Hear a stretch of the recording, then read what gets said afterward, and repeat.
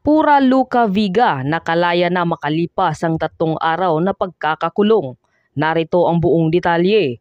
Ngunit bago tayo magpatuloy, huwag kalimutang i-like, share, subscribe, and click the notification bell for more updates and for more upcoming videos. Maraming salamat! 3 araw mula nang hulihin at arestuhin, nakalaya na ang controversial drag queen na si Pura Luca Viga o Amadio's Fernando Pahete sa tunay na buhay. Matatandaang nitong October 4, 2023 nang biglang arestuhin ng mga pulis ang drag queen sa kanyang tinitirahan sa Santa Cruz, Manila na labis na kanyang ikinagulat. Kaugnay ito sa mga kasong paglabag sa immoral doctrines, obscene publications, and exhibitions and indecent shows of Revised Penal Code Article 201 na may piyansang 72,000 pesos. Kahapon, October 6 pa sana nakauwi ang drag queen dahil naaprubahan naman na ang motion for bail niya. Ngunit nanatili pa rin siya ng isang gabi sa piitan dahil nasaraduhan na ang kanyang kampo sa pagproseso ng kanyang release.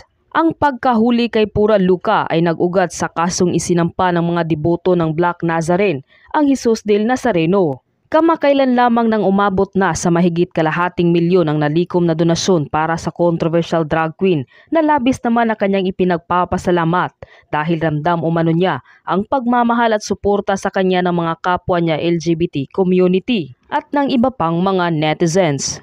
Ayon sa kanila, nais nilang matulungan si Pura Luca upang pansamantala itong makalaya. Kasabay rin ng pagkaaresto ni Pura, nagpahayag ng suporta ang mga kapwa niya drag performers sa pamamagitan ng social media posts. Sinabi nila na hindi umano makatarungan ang pag-aresto kay Pura na labis na kanilang ikinadismaya sa mga mambabatas. Bukod pa dito, naglabas din ng hinanaing ang OPM icon na si Isa Sigera kung saan kwenesyon rin niya ang mga mambabatas kaugnay sa karapatan ng mga LGBTQIA community. Saad niya sa post, "To our lawmakers, saan na ang sinasabi niyong separation of church and state? Saan yung sinasabi niyong kaya kayo nandyan ay para gumawa ng mga batas na pangkalahatan?" Samantala, sa kabila ng pagkakakulong ay nanindigan pa rin si Pura na wala siyang masamang ginawa at hindi niya intensyon ang kutyain ang paniniwala ng mga tao. Bukod sa Manila, nahaharap pa rin siya sa 3 kaso sa Quezon City na isinampa naman ng Philippines for Jesus Movement. Kaugnay pa rin ito sa kanyang nag-viral na video na nag-perform gamit ang kantang Ama Namin na nakasuot ng damit ng itim ng Nazareno.